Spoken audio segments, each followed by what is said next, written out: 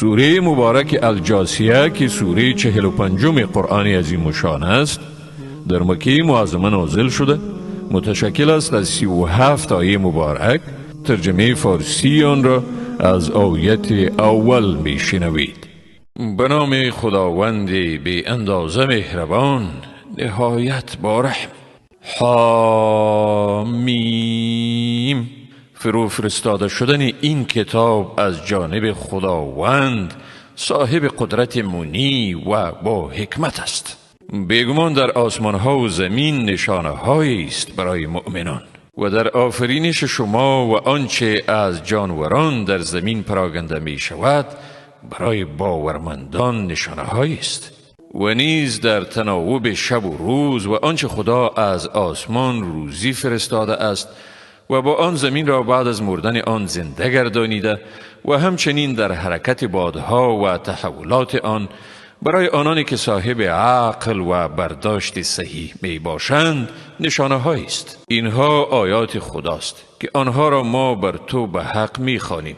پس آیا بعد از تکذیب خدا و آیات او به کدام سخن ایمان می آورند؟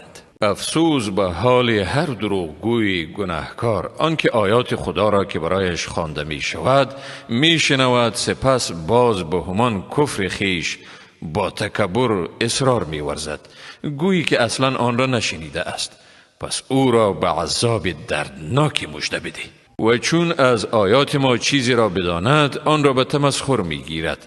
چنین مردمی برایشان عذاب ذلتبار است و از پی ایشان دوزخ است. ایشان را نه اعمالی که مرتکب شده اند بی نیاز می سازد و نه هم دوستانی که جز خدا برای خود گرفته اند و برای ایشان عذابی بزرگ است. این رهنمایی است و آنانی که از آیات پروردگار خود انکار ورزیدند به ایشان عذاب از جنس عذاب دردناک است. این خداوند است که به شما بحر را فرمان بردار گردانید تا کشتی ها در آن به حکم او حرکت کنند، تا از فضل او بجویید و تا باشد که شما شکر گزار شوید.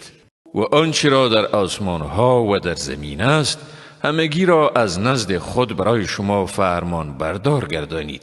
یقینا در این برای آنانی که تفکر می ورزند نشانه هایی است. برای مسلمانان بگو از آنانی که چشم داشته از روزهای خدا ندارند درگذرند تا مردم را به اساس کرداری که داشتند مجازات کند. کسی که کاری نیک کند برای خود اوست و کسی که بدی کند پس به زیان اوست و سپس به پروردگار خود بازگردانده می شوید. بیگمان به بنی اسرائیل کتاب، فرمان روایی و پیامبری دادیم و به ایشان از چیزهای پاکیزه روزی دادیم و ایشان را به جهانیان برتری دادیم و به ایشان نشانه های روشنی از این امر ارزانی کردیم و با هم اختلاف نکردند مگر بعد از آن که به ایشان علم ارزانی شد، آن هم از روی حسادت میان خودشان بود.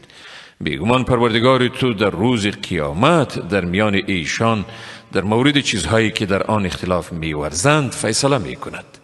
سپس تو را به راه راست از امر یعنی دین قرار دادیم، آن را پیروی کن.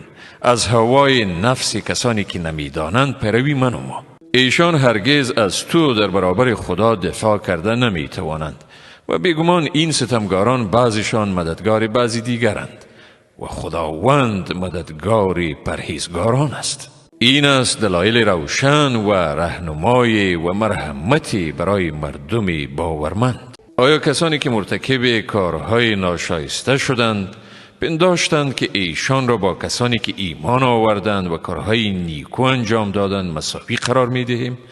به گونه‌ای که هم زندگیشان و هم مرگشان مساوی باشد؟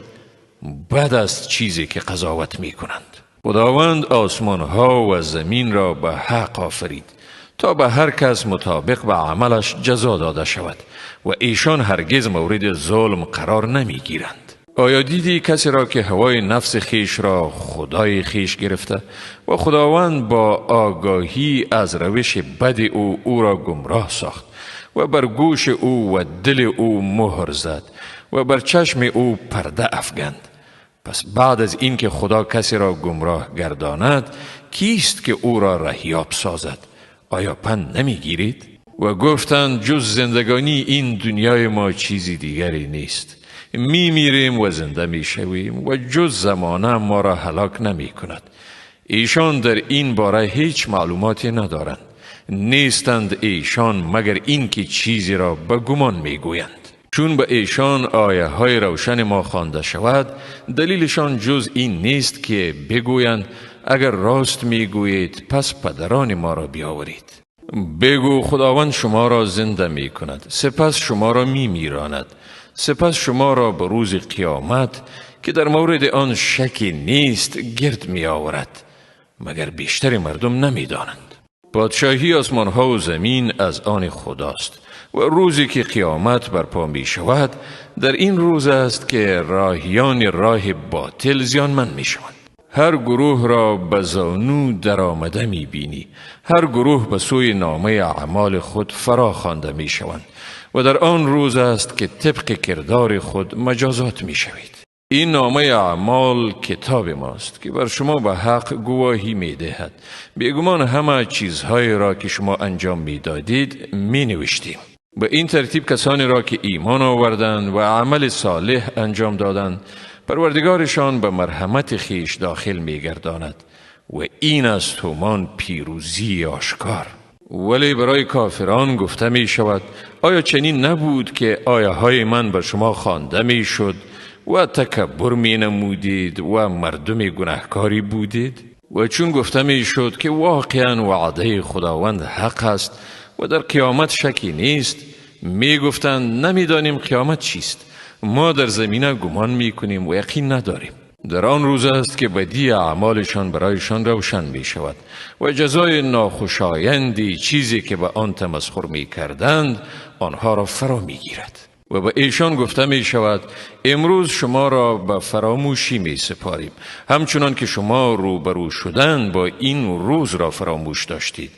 جای شما آتش است و هیچ مددگاری ندارید. این سببی است که نشانه های خداوند را به تمسخر گرفتید و زندگانی دنیا شما را فریب داد.